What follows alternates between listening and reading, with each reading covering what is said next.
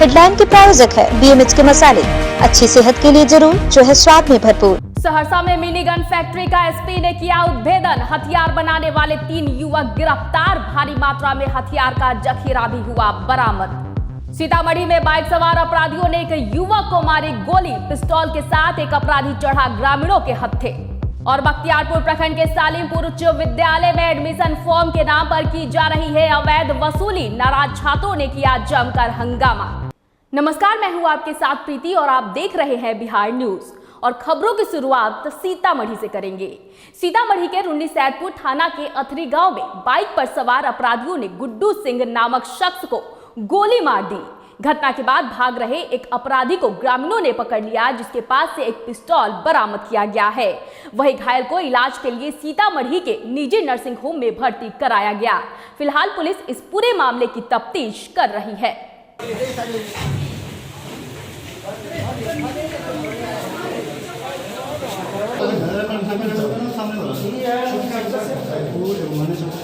बात करें अररिया की, तो अररिया जिले में फारबिसगंज के सैबगंज पंचायत में स्थानीय भाजपा विधायक विद्यासागर केसरी के द्वारा करीब 1.48 करोड़ रुपए की लागत से ग्रामीण सड़क का शिलान्यास किया गया।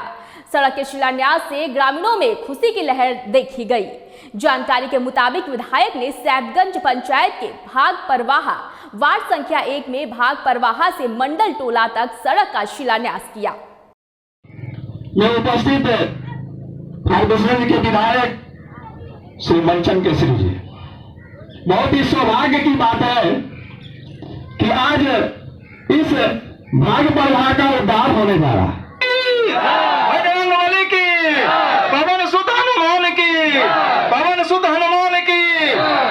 बिहार विधानसभा चुनाव के मुद्दे पर हमारे बिहार न्यूज के पटना जिला संवाददाता अजय ने पालीगंज की जनता से उनकी राय ली।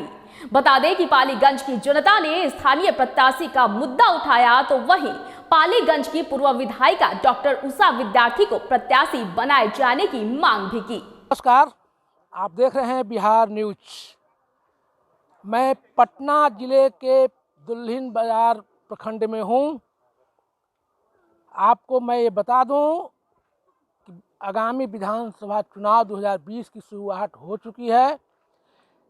ये दुल्हिन बाजार जो पालीगंज अनुमंडल में पड़ता है, ये वही जगह है जहां राम लखन सिंह यादव का जन्मभूमि भी है और कालांतर में इन्हें शेरे बिहार के नाम से जाना जाता था।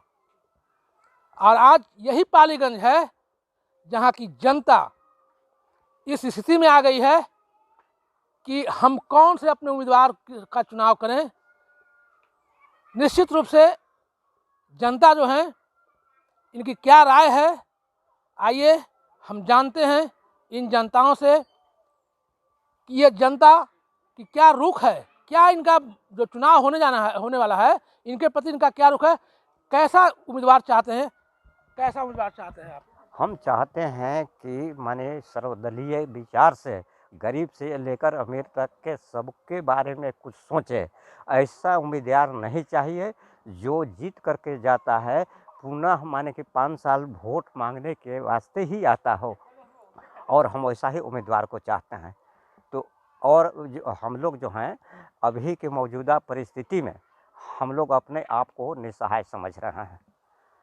माने अभी जो चाहे वह माने कि विधानसभा सदस्य हों, MP हों, आज तक हम लोग के बारे में कहीं कोई आज तक भेंट और मुलाकात नहीं है। पालीगंज तो विधायक हैं, तो पालीगंज में विधायक हैं ना, और जहाँ माने उनका तो घर भी बगल में है सर, लेकिन आते हैं, लेकिन हम लोग के मोहल्ले में नहीं आते हैं। तो आगामी विधानसभा चुनाव होने जा रहा है जी सर, आगामी विधानसभा चुनाव की शुरुआत हो रही है। हाँ। ऐसे स्थिति में आप कैसा जनप्रतिनिधि चाहते हैं? देखिए, मैं तो चाहता हूँ कि हमारा कैंडिडेट वही हो। यह कोई ज़रूरी नहीं है कि किसी दल का माने कि कौन पार्टी का हो, हम लोग पॉलिटिकल क्षेत्र से नहीं है। और वही चाहिए हमको कैंडिडेट की जो हमारे सुख और दुख में हमारे बाल बच्चों के बारे में भी कम से कम वह सोचे और विचारे। कहाँ घर हुआ आपका? घर हुआ सलहौरी बाग जी। ये किस विधानसभा क्षेत्र में है ये? पालीगंज विधानसभा क्षेत्र में। आप तो चुनाव बढ़ कर करते होंगे? हाँ एकदम करते हैं। भाग लेते हैं? जी वोट देते हैं ना? हाँ हाँ देवे करते हैं। किस आधार पर वोट देते हैं आप? विकास के आधार पर। क्या लगता है विकास हुआ है दुल्हिन बाजार का? जी नहीं हुआ तो नहीं है। बहुत से विधायक रहे हैं यहाँ पे, क्यों रह- नहीं हुआ भैया? क्यों नहीं हुआ? हुआ है। जो पिछले बार जो है यहाँ के दलित समाज चाहे जनजाति के समाज के लोग को जो है पिछले साल जो यहाँ से उत्साह विद्यार्थी जी जो थी, बहुत लोगों के माने अनेक तरह के मदद, जैसे चापाकल हुआ, वृद्धा पेंशन हुआ, घर घर माने कभी कभी गांव गांव में घूम घूम करके जो है ये सब बात पूछ के जहाँ ज़रूरत होता था कुछ विकास हुआ। पूरे दुल्हिन बाजार में हम आ रहे हैं, दुल्हिन बाजार हॉस्पिटल जो है उसकी भी स्थिति ठीक नहीं है, तो क्या उम्मीद करते हैं उस विद्यार्थी से आप? तो जितना हुआ उनके असर से हुआ, सब ऊंचा थोड़ी हो जाएगा, सब हो जाता है पूरा सर, लेकिन उतना भी वो किहीन, लेकिन और लोग तो कुछ नहीं किया, न कि जीरो के बराबर किया। दिलाना यादव भी रहे हैं, हाँ रहे, वर्तमान में आपको जयवर्धन यादव है, हाँ सुमित्रा यादव हैं, लेकिन आज तक तो उनको कोई देखबो नहीं करता है। जब से गए हैं यहाँ से जीत करके लगता है कि वो कहाँ रहते हैं कोई पते नहीं है उनको। का लोग विधायक जानता है कि यहाँ के विधायक हैं। सलहरी बाजार में क्या स्थिति है? अभी नारकीय स्थिति है, एकदम बहुत नॉर्मल है स्थिति यहाँ का। स्थिति है ना? कोई यहाँ क्या करते हैं यहाँ कोई देखने वाला नहीं है। यहाँ के विधायक क्या करते हैं? देखिए यहाँ हर पार्टी का कैंडिडेट आते हैं, कब आते हैं जब वोट लेने का रहता है तब आते हैं, और जब यहाँ से हो जाता है वोटिंग तो अपना स्थल धर लेते हैं, ठीक ना। कोई विचार नहीं गरीबों के ऊपर होता है। अपना वोट किस आधार पर देंगे और किसको नेता चुनेंगे? हमको इस आधार पर जहाँ जो विकास हम लोगों के प्रति जो जाने मानेंगे उन्हीं को हम लोग सपोर्ट करेंगे, हर हाल में करेंगे। जो हम लोगों के लिए मरेगा उसी के लिए हम लोग भी मरेंगे, ठीक ना। हर बार आए, हर कैंडिडेट पार्टी के आदमी आए चले गए, मगर अभी तक ले देखिए एक हमारा भाई गिर गया था इमली के पेड़ पर से, ठीक ना। कहानी नहीं ठीक वही, मगर हमको देखिए हर हाल में थे, उषा विद्यार्थी नहीं थे अपना अथी पे, तो पर भी हम उनके पास कॉल किए, पीएम से जाकर हमारे मदद किए वहाँ पर भाई के। हम लोग गरीब आदमी, हम लोग को कोई सहारा नहीं है। अब उन गए तो दवा बीरो होने लगा, ठीक है, उषा विद्यार्थी ने। आज जो हमारा विधायक रहते हुए भी इनको भी कॉल हम लोग किए, नहीं आ पाए। कौन नहीं आ पाए? जयवर्धन बाबू, बच्चा बाबू बोलते हैं उनको। क्या नाम है? उषा विद्यार्थी तो यहाँ का माने बहुत अच्छे आदमी हैं, बहुत विधायक में अच्छे हैं। वो जो है बिजली वाला जो अथी है वो दो गो टावर जो लगा चुके हैं, पीसीसी और बना चुके हैं, और बनाने के लिए गली बहुत है। बिजली का नहीं है, रोड पानी का भी है तो? हाँ रोड की बात कर रहे हैं। रोड जी, क्या किया? वो रोड में तो अभी पीसीसी गली में अपना बना दी, और जनता को भी सेवा की, अपना दो गो तीन गो अपना बिजली वाला अथी लगा दी, बहुत सा की अभी तो बेचारी 2 बरस से तो 3 बरस अभी तो है नहीं कि वो बना सकें। तो इस पालीगंज क्षेत्र में इनके नंदा भी रहे हैं, जयवर्धन यादव है वर्तमान में, हाँ यादव भी विधायक जी, हाँ, तो बहुत कम आते हैं, लोग ध्यान नहीं देते हैं। प्रतिनिधि जो जनता को सेवा करे वही प्रतिनिधि ना अच्छा होता है। तो बाबा हमारा यहाँ कोई नीतीश जी का ठीक है रहन सहन, हमारा जो अभी अस्थायी जो विधायक जी हैं उनका भी काम नहीं हो रहा है। तो बाबा कैसा विधायक चाहिए आपको? वही तो कह तो दिया कि जो सबके सेवा करे, जनता से आके मिले हर समय में, कि हाँ क्या आप लोगों को दुख कष्ट है, वो कष्ट जनता उनसे रोवेगा, दुख है। जनता भी है, वोटर भी है, वोट देते हैं ना? हाँ हाँ बिल्कुल वोट देते हैं। तो आपके अनुसार जी, आपका जनप्रतिनिधि कैसा हो? हमारे अनुसार हमारा जनप्रतिनिधि हमारे क्षेत्र का होना चाहिए, जिसको हमारे क्षेत्र के बारे में पूरी तरह अच्छी तरह से जानकारी होना चाहिए। ऐसा नहीं होना चाहिए कि जो एडॉप्टेड हो, ऊपर से कोई बाहरी व्यक्ति आके बैठ गया, यहाँ किसी दल का हो, किसी पार्टी का हो, बाहरी व्यक्ति आके बैठ गया, उसको पता नहीं है क्षेत्र में क्या काम करना है या क्षेत्र के लोगों की क्या समस्या है या उसको कैसा काम करना चाहिए। बस 5 साल में आया, चुनाव लड़ा, गांव-गांव गली-गली घूमा, बस हो गया, उसके बाद कोई आता ही नहीं है। जितनी हमारी ग्रामीण समस्या है उसके बारे में उसको कभी पता नहीं है, कभी उसको बताया जाता है तो ध्यान नहीं देते हैं ऐसे लोग। कोनो विधायक हमरा तो कोनो बुझाइते नहीं, सब तो अपना अपना लगे लोग कमाइत हत, अपना अपना ला लोग जीते हत। गरीब के कोनो सुविधा कहाँ है? का घर टूटल है, का नली में तो बैठल है, ना नली के सुविधा ना बनतो है, तो अपन अपन दुआरी पर बना लेत साव सगरी माने छो बीचे में जकर लाठी जकर भैंस है, गरीब के कोनो अथिए न है। कोई ना है गरीब के देखे वाला। पालीगंज विधानसभा क्षेत्र है ना? जी, पालीगंज विधानसभा क्षेत्र है। कैसा प्रतिनिधित्व चुनाव करेंगे आप? देखिए, अभी वर्तमान प्रतिनिधि हमारे जयवर्धन यादव, तो इनका आना जाना भी विधानसभा क्षेत्र में हम लोग के एरिया में कम होता है आना जाना। इसके पहले हमारे उषा विद्यार्थी थे, डॉक्टर उषा विद्यार्थी लगातार क्षेत्र में भ्रमण भी करते थे, तो हम लोग तो चाहेंगे कि उषा विद्यार्थी जैसे विधायक। ऐसा कौन सा काम कर दिए उषा विद्यार्थी जो आप चाह रहे हैं, बहुत से विधायक हुए पालीगंज में, ऐसा कौन सा काम कर दिया है? देखिए, अभी जिस जगह पे आप खड़े हैं ये उषा विद्यार्थी का देन है। यहाँ बगल में बोर्ड लगा हुआ है उषा विद्यार्थी का, पीसीसी का, और अनेकों गली हैं जिसमें पीसीसी का कार्य उनके द्वारा किया गया है। जीत के गया है, जनता उसको चाह रहा है, उसको टिकट दीजिए, लेकिन ये लोग टिकट दें तब ना, ये तो अपने में पार्टी लड़ जाती है। वो उसका कैंडिडेट कहते हैं, वो उसका कैंडिडेट कहते हैं, तो मेरा जनता का कहा हुआ तो वहाँ पर होता नहीं है। विधानसभा में इस पर ध्यान भी नहीं दिया जाता है। जो मनमानी है वह लोग करते हैं, चाहे नीतीश जी हो, चाहे सुशील कुमार मोदी हो, कोई भी हो, लेकिन जिन उनका जो कैंडिडेट होगा उसी को टिकट देंगे, न कि जनता की बात नहीं सोच। अगर जनता के बात सोचे आप समझें तो जिसको जनता चाह रहा है वो आ जाए कैंडिडेट, अवश्य जीत सकता है। आप किसको चाह रहे हैं? समझ गए ना? आप किसको चाह रहे हैं? हाँ, आप नाम तो खोलिए, बताइए तो आप किसको चाह रहे हैं? आपके साथ कैसा जनप्रतिनिधि होना चाहिए? जनप्रतिनिधि तो वैसा हो जो सभी वर्गों का काम करे, चाहे हिंदू हो, चाहे मुसलमान हो, चाहे हरिजन हो, चाहे आदिवासी हो, कोई भी हो, सभी को काम करे। ये नहीं कह रहे हैं कि फॉरवर्ड के काम करे या बैकवर्ड के काम करे, ना, फॉरवर्ड के कुछ कम करे लेकिन इन लोगों को अधिक करे। आप जागरूक बुझा रहे हैं सर, समाज में है तो कुछ जागरूक रहना ही पड़ता है जी। तो जब आप इतना जागरूक हैं, आप पालीगंज क्षेत्र में हैं जी, आप जो बराबर जो जनप्रतिनिधि चुनते हैं, क्या जनहित के लिए काम करता है क्या? अपेक्षाकृत कुछ जनप्रतिनिधि हैं, जैसे बहुत सारे विधायक हुए हमारे क्षेत्र से आए, जीत कर गए, उन्होंने अपना समझ से काम किया। लेकिन अगर दलगत को हटाकर, किसी दल से कोई वास्ता नहीं, किसी की पर्सनल परफॉर्मेंस जो है उसके आधार पर मैं कह रहा हूँ कि हमारे क्षेत्र में, हमारे गांव में माननीय डॉक्टर उषा विद्यार्थी जी हैं, उन्होंने अच्छा काम किया है। क्षेत्र का जनप्रतिनिधि ऐसा हो जो जनहित का काम करे। हाँ, जनहित मेरे जैसे न्यूज में है, जैसे उषा विद्यार्थी रहे, किसी चीज़ सपोर्ट का हमने का काम, और बिजली कनेक्शन यहाँ पर बहुत ख़राब था, तो हमने उनको कंप्लेन किया कि यहाँ एक ट्रांसफार्मर चाहिए, तो वो हम लोग के लिए ट्रांसफार्मर दिए।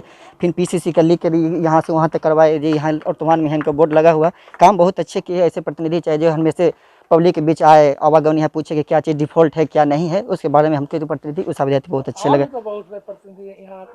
हाँ, इससे फिलहाल अभी वर्तमान में जयवर्धन यादव है, लेकिन यहाँ प्रतिनिधि से मिलने का, पब्लिक के बीच आवे नहीं करते क्या डिफॉल्ट है नहीं है। देखिए पब्लिक, यहाँ मेरा रोड यहाँ से वहाँ तक देखिए कितना खराब है, नली जली क्या बहुत सा समस्या है, न चापाकल है, बहुत यहाँ पानी जाने का रास्ता भी दिख नहीं है, आके देखिए नहीं करते क्या डिफॉल्ट है। आप पढ़ते हैं? हाँ, पढ़ते हैं।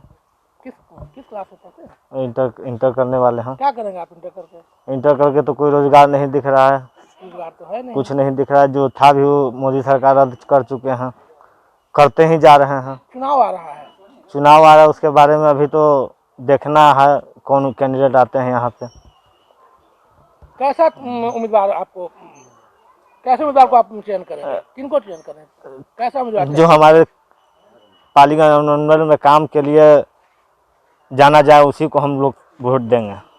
भारतीय खाद्य एवं वितरण मंत्रालय के सदस्य सह कुर्था विधानसभा के भावी प्रत्याशी संतोष कुमार सिंह ने कहा है कि कुर्था विधानसभा क्षेत्र की जनता ने अगर उन्हें मौका दिया तो वो आशा ही नहीं, पूर्ण विश्वास दिलाते हैं कि वो कुर्था की सूरत बदल देंगे। स्वागत है। अभी आप देख रहे हैं बिहार में, अभी हम संवाद करने आए हैं समाजसेवी एवं कुर्था के भावी प्रत्याशी, विधानसभा प्रत्याशी संतोष कुमार सिंह से। आइए संवाद करते हैं। विधानसभा से अगर हमको प्रतिनिधित्व देने के लिए जनता अगर उतारू रहेगी तो उस जनता के प्रति हम सदा अति रहेंगे, सदैव रहेंगे कि लोगों की जितनी समस्याएं अभी तक उत्पन्न है, जैसे शिक्षा, बेरोजगारी, सड़क, रोड, पानी, नल, जल, बिजली, इन सभी बिंदुओं पर हम इन लोगों के लिए हम विचार कर करके और इन लोगों का समाधान हम करेंगे। सहरसा पुलिस को एक बड़ी सफलता हाथ लगी है। बता दें कि सहरसा जिले में एसटीएफ और जिला पुलिस ने बड़ी कार्रवाई करते हुए अवैध रूप से संचालित मिनी गन फैक्ट्री का उद्भेदन किया है। इसी के साथ ही हथियार बनाने वाले 3 युवकों को भी गिरफ्तार किया गया है। इसके अलावा भारी मात्रा में हथियार का जखीरा बरामद करने में भी पुलिस ने कामयाबी हासिल की है। वही प्रेस वार्ता कर एसपी राकेश कुमार ने पूरे मामले की जानकारी दी है। बनमाटरी ओपी क्षेत्र के अंतर्गत कल दिन भर एसटीएफ की एसओजी-1 टीम और सहरसा पुलिस की एक जॉइंट रेड की गई थी, जिसमें बनमाटरी ओपी के अध्यक्ष थे, सलखुआ थाना अध्यक्ष थे, डीआईजी ऑफिस में प्रतिनियुक्त सब इंस्पेक्टर ध्रुवेश थे और ये पूरी रेड अनुमंडल पुलिस पदाधिकारी बख्तियारपुर के निरीक्षण में की गई थी। रेड के दौरान एक अवैध रूप से संचालित हो रही मिनी गन फैक्ट्री पकड़ी गई है। इसमें 2 जगह रेड की गई थी, एक जमाल नगर, एक बहुलवा। इन दोनों जगह रेड के आधार पर 3 लोगों को गिरफ्तार किया गया है, जिसमें एक अभियुक्त का नाम सोमन कुमार है, दूसरे का नाम पिंटू कुमार है और तीसरे का नाम नंद किशोर है। इन तीनों के पास से ही 2 315 की राइफल, एक पिस्टल, 2 कट्टा है। इसके अलावा काफ़ी मात्रा में अर्धनिर्मित हथियार हैं, जिनकी बैरल है, मैगजीन है और 2 काफ़ी बड़ी बड़ी मशीनें हैं, ड्रिल मशीन, लेंथ मशीन है, गारेंडर मशीन है और भी जो अन्य मशीन और जो टूल्स प्रयोग में आते हैं अवैध हथियार बनाने में, उन सबको जब्त किया गया है। इस्लामपुर थाना अंतर्गत धनपत बिगहा गांव में बदमाशों ने गोली मारकर युवा किसान की हत्या कर दी। वही घटना की सूचना पाकर पहुंची पुलिस ने शव को अपने कब्जे में लेकर पोस्टमार्टम के लिए सदर अस्पताल भेज दिया, लेकिन वारदात के कारणों का अब तक खुलासा नहीं हो सका है। फिलहाल पुलिस इस पूरे मामले की छानबीन कर रही है। कैसे कैसे क्या घटना घटा? 3:30 बजे वर्षा के बाद वो घर से निकसा है स्कूटर से। उसके बाद में हम लोग खाद लेकर के छीटने के लिए केमिन भिजवाया, तब उसको बुला के गया और उसके बाद में फिर रात में पिया खिया के उसको गोली मार के और केमिन के बगल में रोड पर पड़ दी। कौन थाना का मामला है? इस्लामपुर थाना। हमको तो जनता लोग बताया कि एगो लहास है फलना के लाला यादव के। 6 बजे हमको सूचना मिला। उसके बाद हम थाना प्रभारी के यहाँ फ़ोन किए और मतलब ऐसे मतलब हम फ़ोन किए बड़ा के यहाँ लहास भी हम पहुँच गए 7 बजे। सहरसा जिले में बाइक छिनतई की घटना को लेकर पुलिस ने 2 अलग अलग थाना क्षेत्र में कार्रवाई करते हुए हथियार के साथ 4 लोगों को गिरफ्तार किया है, जिनके पास से लूट की बाइक भी बरामद की गई है। प्रेस वार्ता के दौरान एसपी राकेश कुमार ने बताया कि जिले में पिछले कई दिनों से मोटरसाइकिल छीनने की वारदात हो रही थी, जिसको लेकर सदर थाना की पुलिस के द्वारा 2 अपराधियों को गिरफ्तार किया गया है। कल 2 अलग अलग थाना क्षेत्रों में, एक सदर थाना क्षेत्र में और दूसरा पतरघट ओपी के अंतर्गत जो पिछले कई दिनों से मोटरसाइकिल छीनने की जो वारदात हो रही थी, उसके क्रम में कुल 4 अभियुक्तों को गिरफ्तार किया गया है, जिसमें 2 अभियुक्त है, जिसमें एक का नाम सोनू और दूसरे का नाम शिवम है। ये सदर थाना के द्वारा गिरफ्तार किए गए हैं। इनके पास से एक अवैध हथियार भी बरामद किया गया है। 4-5 दिन पहले एक मोटरसाइकिल जो छीनी गई थी वो भी बरामद की गई इनके पास से। घटना में जो मोटरसाइकिल इनके द्वारा प्रयोग की गई थी उसकी भी बरामदगी की गई। इसी प्रकार से पतरघट में भी 2 व्यक्तियों को गिरफ्तार किया गया है अवैध हथियार के साथ में और 2 मोबाइल के साथ में, जिसमें एक का नाम दिलखुश कुमार है, दूसरे का नाम मिथिलेश है। अरवल के कुर्था विधानसभा से चुनावी मुद्दे पर हमारे बिहार न्यूज के अरवल जिला संवाददाता कुंदन ने कुर्था विधानसभा के गोविंदपुर गांव की जनता की राय जाननी चाहिए। कुर्था की जनता ने स्थानीय प्रत्याशी का मुद्दा उठाया, तो वहीं वर्तमान विधायक सत्यदेव कुशवाहा पर क्षेत्र की जनता की समस्याओं पर अनदेखी का भी आरोप लगाया। सबसे भरोसेमंद चैनल बिहार न्यूज 24/7 में मैं हूं आपके साथ कुंदन। बिहार विधानसभा चुनाव को लेकर सरगर्मी तेज हो गई है। ऐसे में टिकटों को लेकर जंग तेज हो चुकी है। ऐसे ही बिहार प्रदेश के कुर्था विधानसभा क्षेत्र के गोविंदपुर गांव में आए हुए हैं। ये गांव बहुत पिछड़ा हुआ है। लोगों का आरोप है कि इस गांव में न विधायक भी आते हैं न कोई प्रतिनिधि आता है। तो आइए हम ग्रामीणों से बात करते हैं किस तरह का इस गांव में विकास हुआ है। विकास अभी बहुत पीछे है गोविंदपुर गांव में। इसके पर ध्यान देने का जरूरी है। मैं समाज से कहता हूं, पिताजी से कहता हूं कि इस गांव को देखा जाए और सभ्य माध्यम से इस गांव का विकास किया जाए। जो अभी पीसीसी जो ढलैया जो सर आप जैसे देख रहे हैं, ये मुखिया का भी जैसे दिया हुआ है, इसको हम मांग जिसे मान करने गए थे। बोले कि वो तो जादव का गांव है, हम वो से आप लोग तो जाति जैसे जाति प्रथा पर वोट देते हैं, हम कहेंगे ठीक है। उस समय शिवचंद्र यादव यहाँ से जिसे लड़ रहे थे चुनाव, हम बोले कि ठीक है, आपका कहना है कि आप जाति प्रथा जिसे करते हैं, तो आप कुर्था विधानसभा क्षेत्र का विधायक हम लोग का नहीं है। हम लोग कहेंगे कि हमारा विधायक शिवचंद्र यादव है, कि जैसे विधायक आप ही हैं। उस समय हमसे वो जैसे फेस टू फेस जैसे मैंने बात किए थे। अच्छा, आप लोग का अभी किस उम्मीदवार को ज़्यादा मांग रहे हैं? हमारे यहाँ आज 4 से 5 साल के रीजन में जैसे हमारे संतोष समाज जो मानव सेवी हैं, जैसे चमंडी में स्कूल का जो समस्या था उसमें काम किए हैं, इधर लोदीपुर में काम किए हैं, और जैसे मान क्षेत्र में जैसे कोरोना के चलते हमारे क्षेत्र में जहाँ जो गरीब मजदूर है उसको जैसे राशन देने का काम किए हैं, मास्क जैसे बांटने का इस मान काम किए हैं। हमको जैसे संतोष जो मानसभा सेवी हैं, जैसे ऐसा व्यक्ति का विधायक बनाना चाहिए। हमें कोई भी नेता हो, मतलब जीतने के बाद फिर से दोबारा नहीं आता है, जीतने के लिए नहीं आता है। इसलिए हम लोग कोई भी नेता हो उनको बढ़िया पहले चुन के वोट देंगे। हमारे संतोष सिंह आए हुए हैं, उनको बढ़िया विचार है, उनको वोट देंगे। सर, सबसे पहले तो हम लोग का सब स्कूल का मुद्दा देखना चाहिए, जो कि बच्चा लोग का भविष्य होना चाहिए। हम लोग अच्छा से पढ़ेंगे लिखेंगे तब तो आगे बढ़ेंगे। दूसरी चीज़, जितना भी हम लोग विधायक बनाए, MP बनाए, दोबारा हम लोग के गाँव में घूर के ताके ही नहीं। दूसरी चीज़, एक तरह झूठ भी अफवाह करते हैं, जातिवादों के बात को फैलाते हैं, ऐसा सब भ्रष्टाचार, ऐसा हम लोग का लीडर नहीं चाहिए। तीसरी चीज़, हम लोग का जितना जो भी है क्षेत्रीय नेता होना चाहिए, जैसा संतोष जी हैं, हम लोग के बीच में आए, 4 बात रखें, दुख सुख हर कदम में मिला के चलने के लिए बोले हैं, तो ऐसे व्यक्तियों को हम लोग का वोट देना सख्त जरूरी है। और हम लोग कामना करते हैं कि यहाँ से चुनाव जीत कर जाएं। धन्यवाद। कुंदन कुमार, बिहार न्यूज, अरवल। यह पूरा मामला बख्तियारपुर प्रखंड के सालीमपुर उच्च विद्यालय का है, जहां 11वीं में छात्रों से एडमिशन फॉर्म के नाम पर 25 रुपए प्रति फॉर्म की अवैध वसूली की जा रही है। आपको बता दें कि कोरोना काल में सभी के कामकाज ठप पड़े हैं और ऐसे में अवैध उगाही करना काफी निंदनीय है। वहीं इस अवैध उगाही से छात्र काफी नाराज दिखे, जबकि फॉर्म के नाम पर उगाही करने वाले कर्मचारी शिक्षकों ने इस आरोप को सिरे से खारिज कर दिया। वही मामले को लेकर प्रिंसिपल स्मिता कुमारी सिंह ने कहा कि छात्रों की शिकायत मिली है, मामले की जांच की जा रही है। अगर यह मामला सही पाया जाएगा तो शिक्षकों पर कार्रवाई की जाएगी। हमारा मामला यह है कि हम फार्म लावे गए, पहले तो मुझको से 2500 रुपया लिए, तो हम बोले कि 25 रुपया क्या क्या, फार्म तो फ्री में मिल रहा है। तो फिर 25 रुपया मुझको से ले लिए। फिर टीचर तर आके बोले कि मैम मुझको से फार्म क्यों लिया जा रहा है, तो कहा कि नहीं फार्म का पैसा नहीं लगता है। तो जाके बोले कि नहीं फार्म का पैसा लगता है। रसीद आपका कितना का कटा था? रसीद मेरा 1155 का कटा। अच्छा, आपने दिए कितना? 1205 रुपया दिए। तो मैंने बोला कि 1155 काट लिया जाता, 50 रुपया मुझको फिर जाएगा, यही बोले। कितना वापस हुआ? उनको 25 रुपया वापस हुआ। आपसे कितना ज़्यादा पैसा लिया जा रहा है? हमको से 25 रुपया ज़्यादा लिया गया। आपसे और सब लड़का से कितना? सबसे आपसे? सबसे के हम फॉर्म लाने गए हैं तो मेरे पास पैसा नहीं था, तो हमसे पैसा मांगे तो हम पैसा नहीं दिए। बोले कि प्रिंसिपल कितना पैसा मांगे? पैसा मांगे 25 रुपया मांगे। टोटल पैसा कितना मांगे? टोटल पैसा 1100। हम मतलब फॉर्म लाने सिर्फ गए थे तो 25 रुपया मांगे। तो हम बोले कि प्रिंसिपल मैम बोले हैं कि 25 रुपया नहीं लिया जाएगा।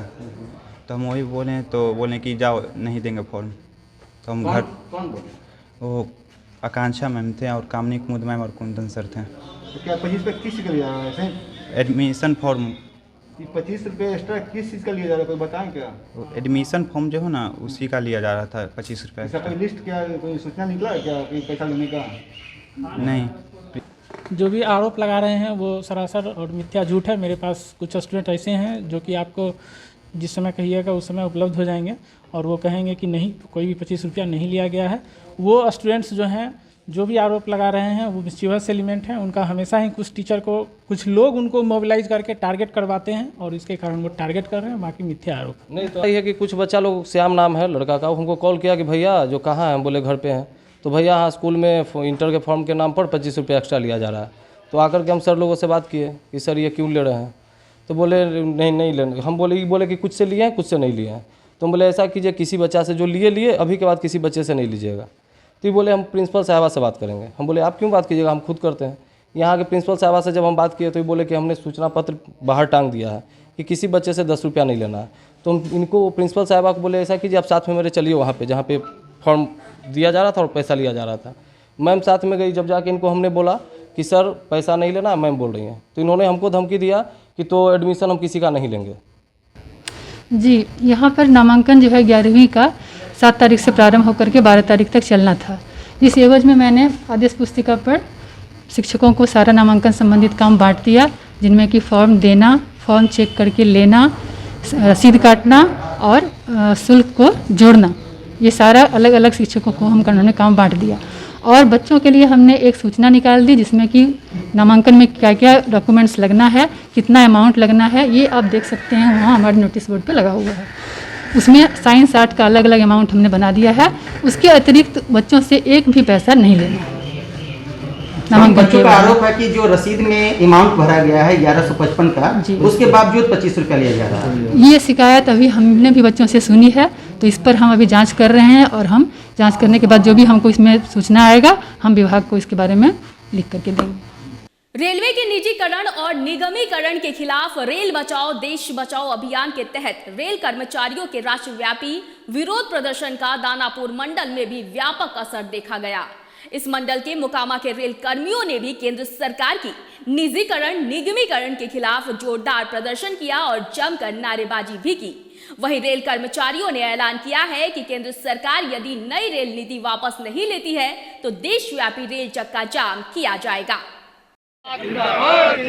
साथी शिव गोपाल मिश्रा जिंदाबाद जिंदाबाद जिंदाबाद, इनकलाब जिंदाबाद जिंदाबाद जिंदाबाद। पूरे दुनिया के और हमारे अपने देश के मजदूर जो हैं सब एकत्र हुए हैं और इस नारे के खिलाफ निगमीकरण और निजीकरण के खिलाफ हम लोग एकजुट हुए हैं। और क्योंकि हम लोग कर्मचारी वर्ग के साथ भी बहुत ज़्यादा अत्याचार होने लगा है। 2020 को हमारे महामंत्री ARF के आह्वान पर आज मोकामा में इस सेंट्रल रेलवे कर्मचारी यूनियन के द्वारा अस्थिर हो गए। हाँ, हमारे जितने भी कर्मचारी लोग हैं भारत सरकार के खिलाफ हम लोग एकजुटता का परिचय दिखा रहे हैं। भारत सरकार ने हम लोग के निजीकरण, निगमीकरण, आउटसोर्सिंग ये सब लाने की व्यवस्था किए हुए हैं।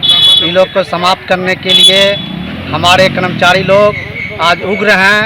बिहार सरकार के जल संसाधन मंत्री संजय कुमार झा ने जिले के बाढ़ प्रभावित इलाकों का दौरा किया।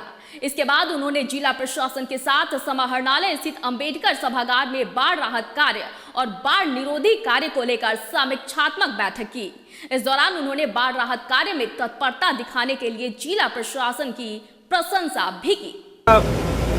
सफर दरभंगा के लोग किए, यहाँ पर मधुबनी का पानी भी आ रहा है, यहाँ पर सीतामढ़ी का पानी भी आ रहा है, यहाँ पर मुजफ्फरपुर का पानी भी आ रहा है।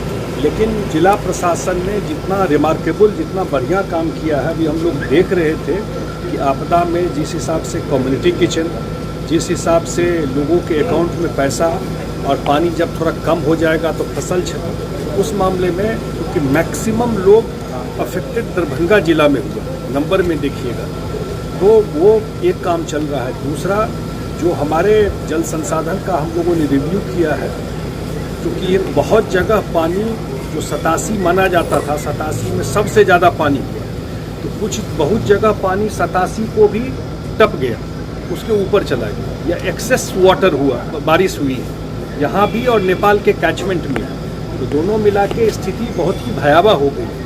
लेकिन कहीं भी बांध अभी तक ऊपर वाले कृपा से और खास करके डिपार्टमेंट के जितने इंजीनियर हैं वो सब लगे रहे। इस वक्त की खबरों में फिलहाल इतना ही। मुझे दीजिए इजाजत, लेकिन देखते रहिए बिहार न्यूज। नमस्कार।